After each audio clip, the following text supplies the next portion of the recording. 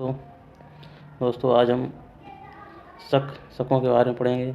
पिछली वीडियो में हमने इसके पहले भारत में जब राज पढ़ा और उसके पहले जो एंशियंट हिस्ट्री में वो पढ़ा पिछली वीडियो में। दोस्तों ये लुसेंट बुक बहुत इम्पोर्टेंट है दोस्तों, यूपी और एसएससी की परीक्षाओं के लिए। देखते हैं दोस्तों शक के बारे में। ये शक है दोस्तों, यूनानियों के बाद शक आए। शक किनके बाद आए थे? यूनानियों के बाद आए थे शक। शकों की 5 शाखाएं थी और हर शाखा की राजधानी भारत और अफगानिस्तान में अलग अलग भागों में थी। शकों की कितनी शाखाएं थी दोस्तों? 5 शाखाएं थी, और जो हर शाखा की राजधानी भारत और अफगानिस्तान में अलग अलग भागों में थी। पहली शाखा ने अफगानिस्तान, दूसरी शाखा ने पंजाब, राजधानी जो पंजाब की राजधानी थी तक्षशिला, तीसरी शाखा ने मथुरा, चौथी शाखा ने पश्चिमी भारत एवं पांचवी शाखा ने ऊपरी दक्कन पर प्रभुत्व स्थापित किया। कहाँ का दोस्तों? पहली शाखा ने कहाँ किया था? अफगानिस्तान में, दूसरी शाखा ने पंजाब में, तीसरी शाखा ने मथुरा में, चौथी शाखा ने पश्चिमी भारत में एवं पांचवी शाखा ने दक्कन पर प्रभुत्व स्थापित किया था। शक मूलतः मध्य एशिया के निवासी थे। शक कौन थे दोस्तों? शक मूलतः एशिया के निवासी थे और वराहगाह की दोस्तों शक मूलतः मध्य एशिया के निवासी थे और चरागाह की खोज में भारत आए। किसके दोस्तों? चरागाह की खोज में भारत आए थे शक। 58 ईस्वी पूर्व में उज्जैन के एक स्थानीय राजा ने शकों को पराजित करके बाहर खदेड़ दिया और विक्रमादित्य की उपाधि धारण की। कब? 58 ईस्वी पूर्व में। कहाँ का राजा था दोस्तों? उज्जैन का। शकों को पराजित करके विक्रमादित्य की उपाधि धारण की थी 58 ईस्वी पूर्व में। आगे देखते हैं दोस्तों।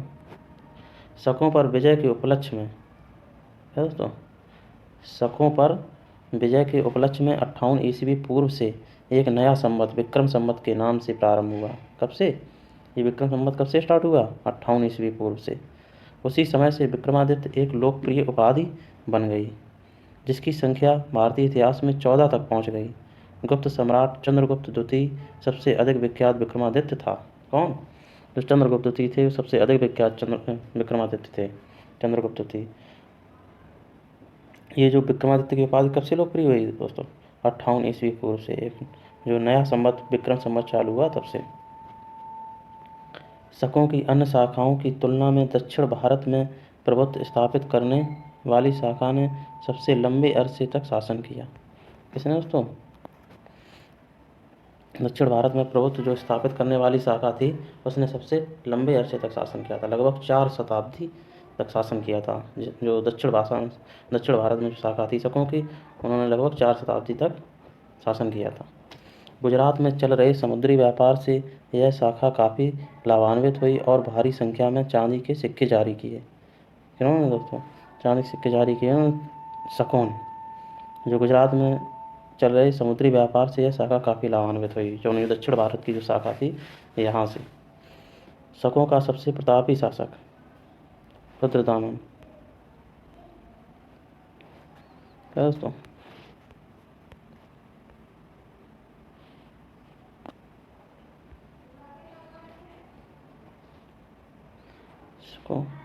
शकों का सबसे प्रतापी शासक रुद्रदामन। कौन था दोस्तों? प्रतापी शासक रुद्रदामन प्रथम था। कौन? रुद्रदामन प्रथम था, जिसका शासन 130 से 150 ईस्वी गुजरात के बड़े भाग पर था। इसने काठियावाड़ की अर्ध शुष्क सुदर्शन झील मौर्यों द्वारा जो निर्वृत्ति का जीर्णोद्धार किया था। किसका दोस्तों? सुदर्शन झील का जीर्णोद्धार किया था, जो काठियावाड़ में थे। कहाँ थे दोस्तों? काठियावाड़ में। और सबसे प्रतापी शासक कौन तो हुआ इसमें शकों में? रुद्रदामन प्रथम हुआ। रुद्रदामन संस्कृत का बड़ा प्रेमी था। क्या था दोस्तों? संस्कृत का बड़ा प्रेमी। उसने ही सबसे पहले विशुद्ध संस्कृत भाषा में लंबा अभिलेख, गिरनार जो अभिलेख था, जारी किया। इसके पहले के सभी अभिलेख जो पहले के अभिलेख थे वो प्राकृत भाषा में रचित थे। भारत में शक राजा अपने को क्षत्रप कहते थे। क्या कहते थे दोस्तों? जो भारत के शक राजा थे वे अपने आप को क्या कहते थे? क्षत्रप कहते थे। शक राजा अपने आप को दोस्तों क्षत्रप कहते थे। अब दोस्तों कुषाणों के बारे में पढ़ेंगे। कुषाण पल्लव के बाद कुषाण आए थे। कौन? पल्लव के बाद कुषाण आए थे, जो यूची एवं तोखरी भी कहलाते थे। क्या दोस्तों? यूची एवं तोखरी भी कहलाते थे। कौन? कुषाण। यूची नामक एक कबीला 5 कुलों में बट गया था, उन्हीं में एक कुल थे कुषाण। कितने कुलों में बट गया दोस्तों? यूची नामक जो एक कबीला था वो 5 कुलों में बट गया था। कितने दोस्तों? 5 कुलों में, उन्हीं में एक कुल था कुषाण दोस्तों। कुषाण वंश के संस्थापक कुजुल कडफिसेस था। कौन था दोस्तों? कुजुल कडफिसेस। कुषाण वंश का जो संस्थापक था वो कौन था दोस्तों? कुजुल कडफिसेस। कौन दोस्तों? कुजुल कडफिसेस था। इस वंश का सबसे प्रतापी राजा कनिष्क था। सबसे प्रतापी राजा कौन था? कनिष्क। इसकी राजधानी पुरबपुर। कौन दोस्तों? इसकी राजधानी कौन थी? पुरस्पुर या पेशावर। पुरस्पुर या पेशावर थी इसकी राजधानी। कुषाणों की द्वितीय राजधानी मथुरा थी। द्वितीय राजधानी कौन थी? मथुरा दोस्तों। कनिष्क ने 78 ईस्वी गद्दी पर बैठने के समय में एक संवत चलाया जो शक संवत कहलाया। कौन दोस्तों? शक संवत कहलाया। कब? 78 ईस्वी में जो गद्दी पर बैठा था जब कनिष्क, उस समय संवत चलाया था जो शक संवत कहलाया 78 ईस्वी में, जिसे भारत सरकार द्वारा प्रयोग में लाया गया। बौद्ध धर्म की चौथी बौद्ध संगीत कनिष्क के शासनकाल में कुंडलवन कश्मीर में हुई थी। कब दोस्तों? जो चौथी बौद्ध संगीत हुई थी वो कुंडलवन कश्मीर में हुई थी। किसके समय में दोस्तों? कनिष्क के समय। बौद्ध विद्वान वसुमित्र की अध्यक्षता में हुई थी। किसके दोस्तों? वसुमित्र की अध्यक्षता में हुई थी। कनिष्क बौद्ध धर्म के महायान संप्रदाय का अनुयायी था। इसका महायान बौद्ध धर्म कितने उसमें बढ़ गए थे? 2 संप्रदाय में बढ़ गया दोस्तों, हीनयान और महायान। ये कनिष्क था वो महायान संप्रदाय का अनुयायी था। आरंभिक कुषाण शासकों ने भारी संख्या में स्वर्ण मुद्राएं जारी की। आरंभिक कुषाण जो शासक थे, जो आरंभ में शासन किया, उन्होंने भारी मुद्राएं में स्वर्ण मुद्राएं जारी की थी कुषाणों ने, जिनकी शुद्धता गुप्त काल की स्वर्ण मुद्राओं से उत्कृष्ट है। किसकी दोस्तों? गुप्त काल की स्वर्ण मुद्राओं से उत्कृष्ट है। कनिष्क का राजवैद्य आयुर्वेद का विख्यात विद्वान चरक था। कौन था दोस्तों? चरक, जिसने चरक संहिता की रचना की। किसने दोस्तों? चरक ने क्या लिखा था? चरक संहिता की रचना की थी चरक ने दोस्तों। महाविभास सूत्र के रचनाकार वसुमित्र हैं। किसके दोस्तों? ये जो महाविभास सूत्र के रचनाकार कौन है दोस्तों? वसुमित्र। इसे ही बौद्ध धर्म का विश्वकोश कहा जाता है। किसे दोस्तों? विश्वकोश किसे कहा जाता है? महाविभास को, बौद्ध धर्म का जो विश्वकोश कहा जाता है। कनिष्क के राजकवि अश्वघोष ने बौद्धों का रामायण बुद्धचरित की रचना की। बुद्धचरित की रचना किसने की दोस्तों? कनिष्क के जो राजकवि थे अश्वघोष, जो बौद्धों का रामायण कहलाया बुद्धचरित। ये कनिष्क के जो राजकवि थे अश्वघोष, उन्होंने बुद्धचरित की रचना की और ये क्या कहलाया दोस्तों? बौद्धों का रामायण। वसुमित्र, पार्श, नागार्जुन, महाचेत और संघरक्ष भी कनिष्क के दरबार के विभूति थे। कौन कौन दोस्तों?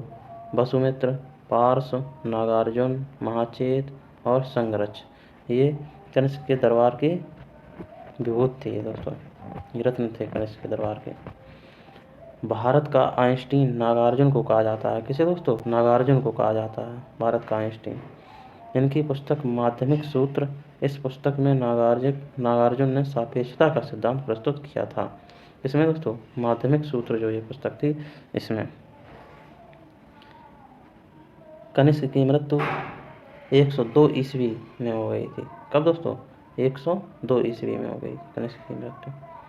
कुषाण वंश का अंतिम शासक वासुदेव था। कौन सा दोस्तों? जो अंतिम शासक कौन था?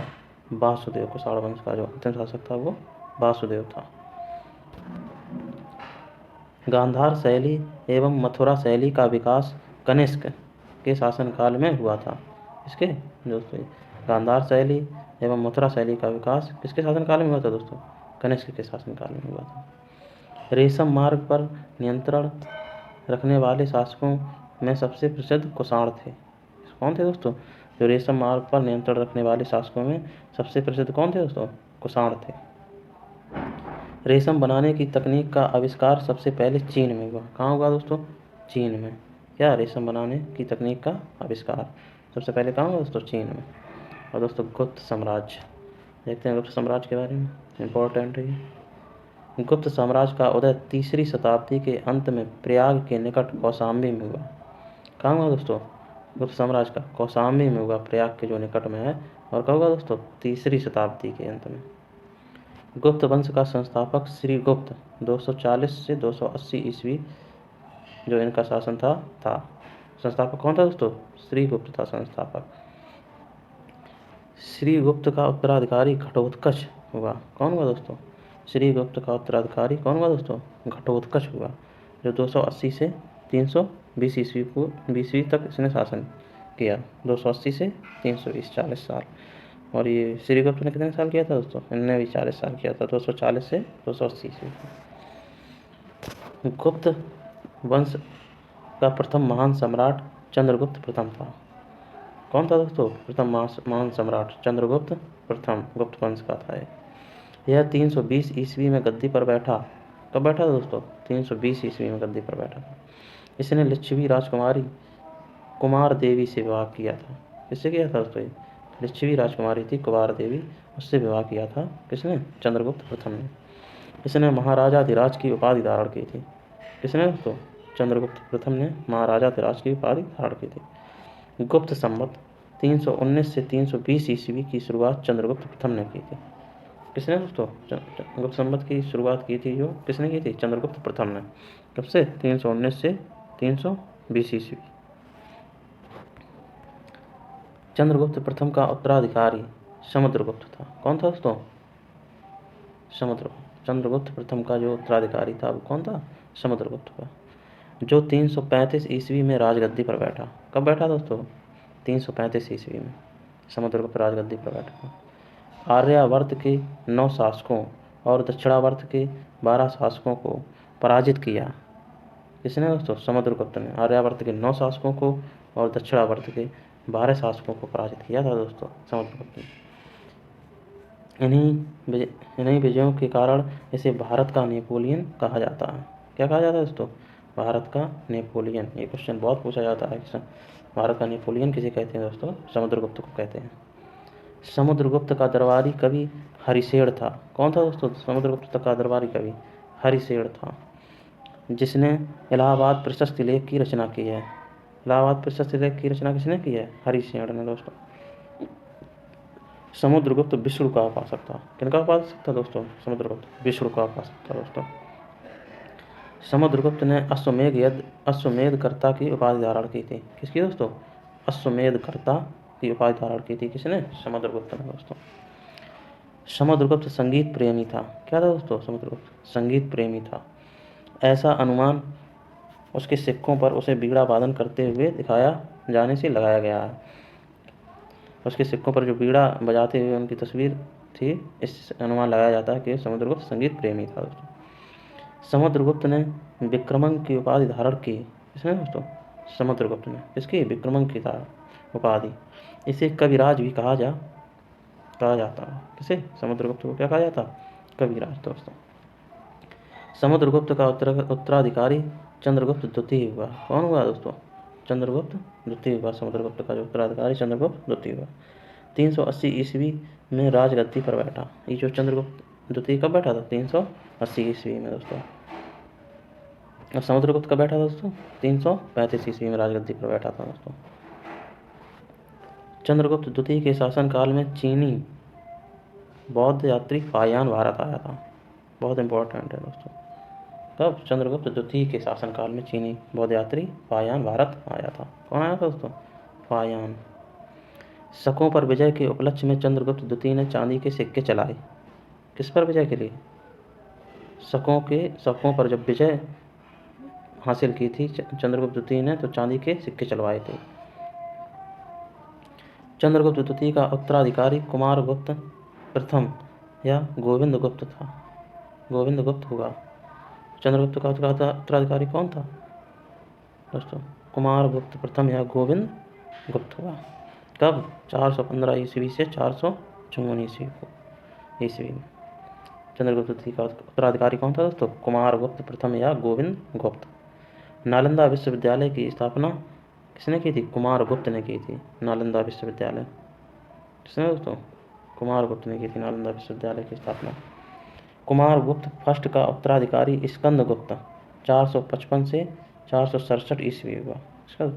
कुमारगुप्त जो प्रथम का उत्तराधिकारी कौन हुआ? स्कंदगुप्त हुआ। कब? 455 से 467 ईस्वी को। स्कंदगुप्त ने गिरनार पर्वत पर स्थित सुदर्शन झील का पुनरुद्धार किया था। सुदर्शन झील का पुनरुद्धार किसने किया दोस्तों? स्कंदगुप्त ने किया, जो कहाँ? गिरनार पर्वत पर स्थित थी सुदर्शन झील। स्कंदगुप्त ने पर्णदत्त को सौराष्ट्र का गवर्नर नियुक्त किया था। किसे दोस्तों? पर्णदत्त को कहाँ का? सौराष्ट्र का गवर्नर नियुक्त किया था स्कंदगुप्त ने। स्कंदगुप्त के शासनकाल में ही हुणों का आक्रमण शुरू हो गया। किसके शासनकाल में दोस्तों? हुणों का। जो हुणों ने आक्रमण करना शुरू किया किसके शासनकाल में? स्कंदगुप्त के शासनकाल में। अंतिम गुप्त शासक भानुगुप्त था। कौन था दोस्तों? अंतिम गुप्त शासक कौन था? भानुगुप्त था अंतिम गुप्त शासक भानुगुप्त। गुप्त साम्राज्य की सबसे बड़ी प्रादेशिक इकाई देश थी। क्या थी दोस्तों? गुप्त साम्राज्य की सबसे बड़ी प्रादेशिक इकाई क्या थी? देश थी, जिसके शासन को गोप्ता कहा जाता था। क्या कहा जाता था दोस्तों? गोप्ता कहा जाता था इसके शासक को। एक दूसरी प्रादेशिक इकाई भूक्ति थी। कौन थी दोस्तों? भूक्ति थी, जिसके शासक उपरेक कहलाते थे। क्या कहलाते थे दोस्तों? उपरेक। ये सबसे बड़ी प्रादेशिक इकाई जो देश थी उसके शासक को गोप्ता कहते थे, और जो दूसरी जो प्रादेशिक इकाई थी भूक्ति थी उसके शासक को क्या कहते थे? उपरेक कहते थे। भूक्ति के नीचे विषय नामक प्रशासनिक इकाई होती थी। क्या? कौन दोस्तों? विषय नामक प्रशासनिक इकाई भूक्ति के नीचे, जिसके प्रमुख विषयपति कहलाते थे। कौन कहलाते थे? प्रमुख विषयपति कहलाते थे जिसके प्रमुख।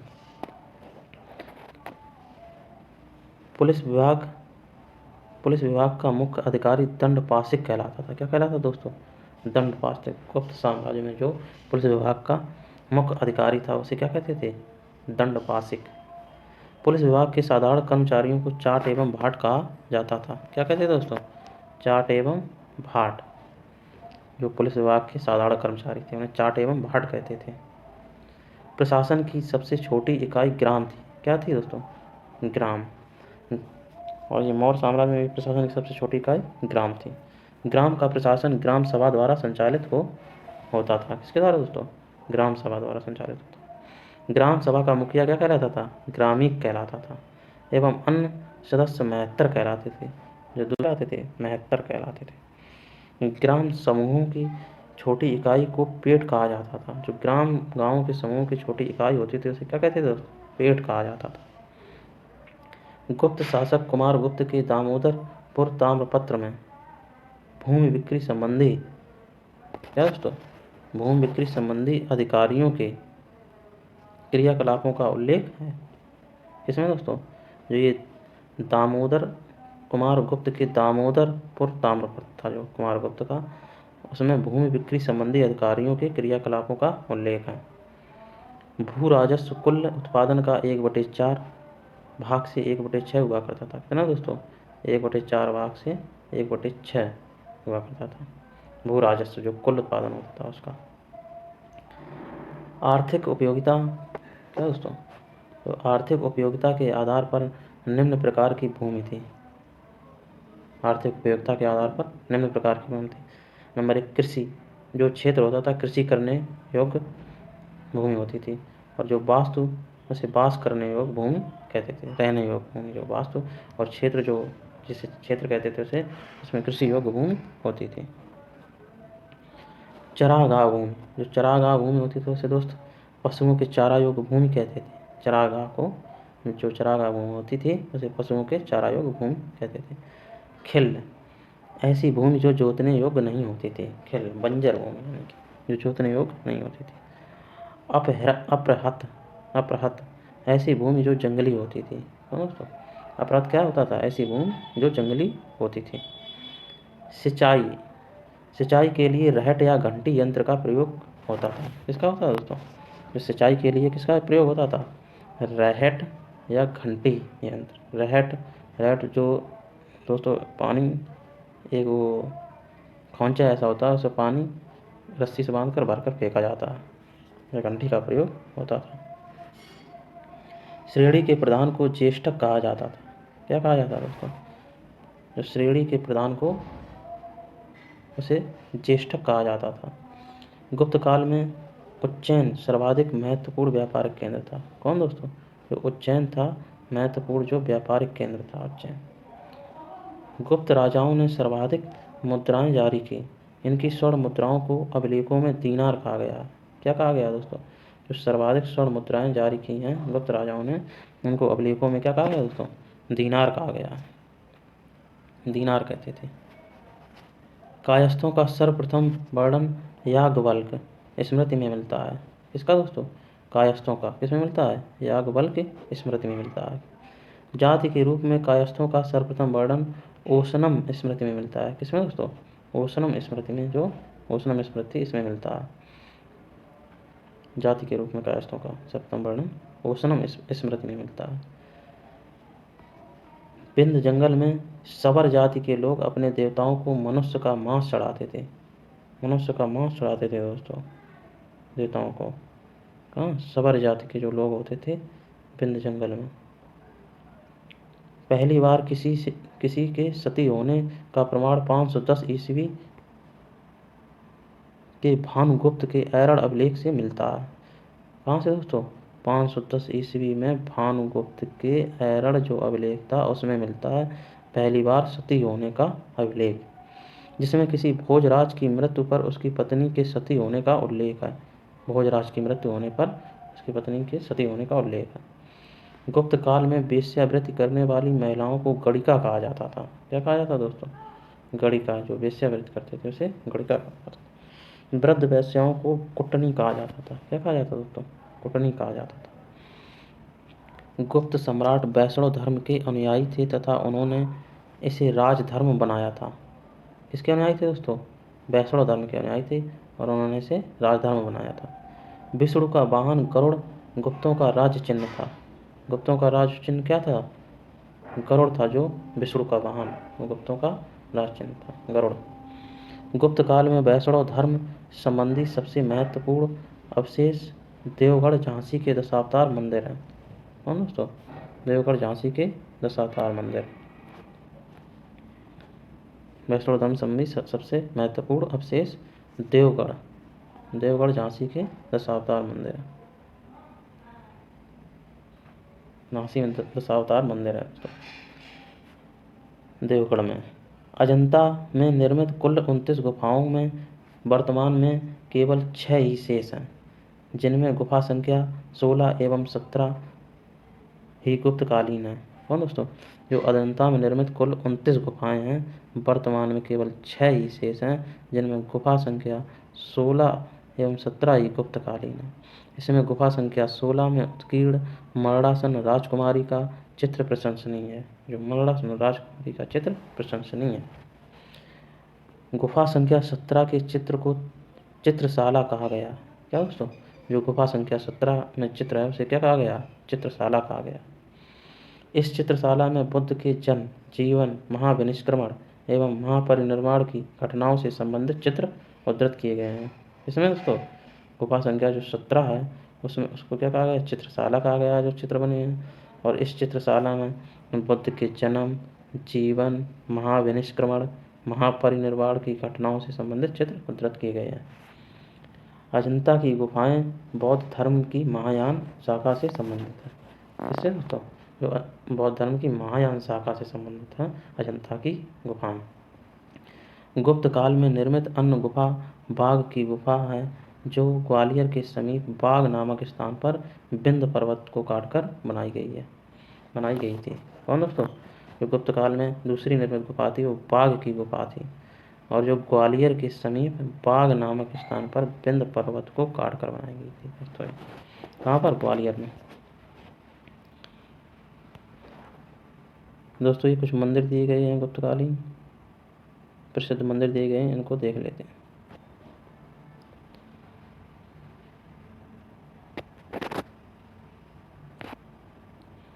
देखते हैं दोस्तों, ये जो मंदिर दिए गए हैं, ये मंदिर और स्थान। जो विष्णु मंदिर था ये कहाँ दोस्तों, तिगुआ जबलपुर मध्य प्रदेश में पड़ता है। ये विष्णु मंदिर कहाँ पर दोस्तों, तिगुआ, जो जबलपुर में पड़ता है मध्य प्रदेश में। और जो शिव मंदिर है ये कहाँ पर, भूमरा में है, नागौदा मध्य प्रदेश में पड़ता है। ये कहाँ दोस्तों, नागौदा मध्य प्रदेश। और ये पार्वती मंदिर है, ये नैना कुठार मध्य प्रदेश में पड़ता है दोस्तों, ये पार्वती मंदिर। और ये दशावतार मंदिर है, ये दोस्तों देवगढ़ झांसी उत्तर प्रदेश में पड़ता है। हाँ दोस्तों, देवगढ़ झांसी उत्तर प्रदेश में पड़ता है। और ये दोस्तों शिव मंदिर है, ये खो नागौद मध्य प्रदेश। ये जो दशावतार मंदिर है, ये विष्णु भगवान के सभी 10 अवतारों को दिखाया गया है यहाँ पर। जो शिव मंदिर है ये खो नागौद मध्य प्रदेश में पड़ता है। हाँ दोस्तों, शिव मंदिर खो में पड़ता है। और ये भीतरगांव मंदिर है, ये भीतरगांव जो है कानपुर में पड़ता है, वहाँ पर पड़ता है भीतरगांव। जो लक्ष्मण मंदिर ईंटों से बना हुआ है, ईंटों द्वारा निर्मित लक्ष्मण मंदिर कानपुर उत्तर प्रदेश में है। दोस्तों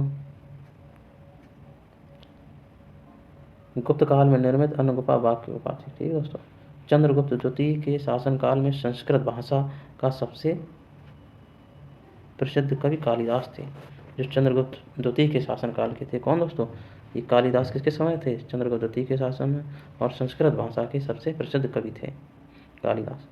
चंद्रगुप्त द्वितीय के दरबार में रहने वाला आयुर्वेदाचार्य धन्वंतरी थे। कौन दोस्तों, जो आयुर्वेदाचार्य थे चंद्रगुप्त द्वितीय के दरबार में थे, कौन थे, धन्वंतरी थे दोस्तों। गुप्त काल में विष्णु शर्मा द्वारा लिखित पंचतंत्र संस्कृत को संसार का सर्वाधिक प्रचलित ग्रंथ माना जाता है। गुप्त काल में लिखी गई थी दोस्तों, ये विष्णु शर्मा ने लिखी थी। किसको, पंचतंत्र को लिखा था दोस्तों, जो संसार का सर्वाधिक प्रचलित ग्रंथ माना जाता है।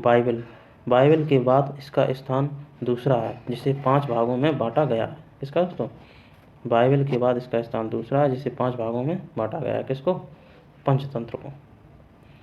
कौन कौन भागों में बांटा गया, नंबर 1 मित्रवेद, नंबर 2 मित्रलाभ, नंबर 3 संधि विग्रह, नंबर 4 लब्ध प्रणास, और नंबर 5 अपरीक्षा कारित। कौन कौन दोस्तों, मित्रवेद, मित्रलाभ, संधि विग्रह, लब्ध प्रणास और अपरीक्षा कारित्व।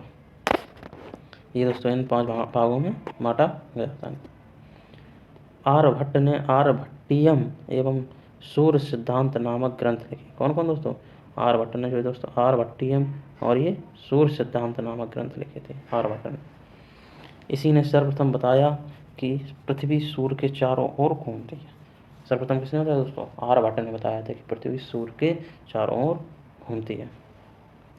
चंद्रगुप्त द्वितीय के दरबार में रहने वाले कुछ प्रमुख विद्वान थे। कौन कौन थे, आर्यभट्ट थे, बरामेर थे, धन्वंतरी थे और ब्रह्मगुप्त थे। कौन दोस्तों, ब्रह्मगुप्त। ये चंद्रगुप्त द्वितीय के दरबार में रहते थे। आर्यभट्ट, बरामेर, धन्वंतरी और ब्रह्मगुप्त। कालिदास भी दोस्तों चंद्रगुप्त द्वितीय के दरबार में रहते थे। पुराणों की वर्तमान रूप में रचना गुप्त काल में हुई है। किसमें, पुराणों किसमें रचना हुई दोस्तों, गुप्त काल में हुई है। इसमें ऐतिहासिक परंपराओं का उल्लेख है। गुप्त काल में चांदी के सिक्कों को रूप्यका कहा जाता था। क्या कहा जाता दोस्तों, ये चांदी के सिक्के थे, उनको क्या कहा जाता था, रूप्यका कहा जाता था, रूप्यका। याज्ञवल्क्य, नारद, कात्यायन एवं बृहस्पति स्मृतियों की रचना गुप्त काल में हुई है। कौन किसी इसकी दोस्तों, याज्ञवल्क्य की, नारद की, कात्यायन की एवं बृहस्पति स्मृतियों की रचना गुप्त काल में हुई है। याज्ञवल्क्य, नारद, कात्यायन एवं बृहस्पति स्मृतियों की रचना। मंदिर बनाने की कला का जन्म गुप्त काल में हुआ। कब हुआ दोस्तों, मंदिर बनाने की कला का जन्म कब हुआ, गुप्त काल में। सांस्कृतिक उपलब्धियों के कारण गुप्त काल को भारतीय इतिहास का स्वर्ण युग कहा जाता था। इसको दोस्तों, इस सांस्कृतिक उपलब्धियों के कारण कहा जाता था, सांस्कृतिक उपलब्धियों के कारण गुप्त काल को भारतीय इतिहास का स्वर्ण युग कहा जाता था, गुप्त काल को।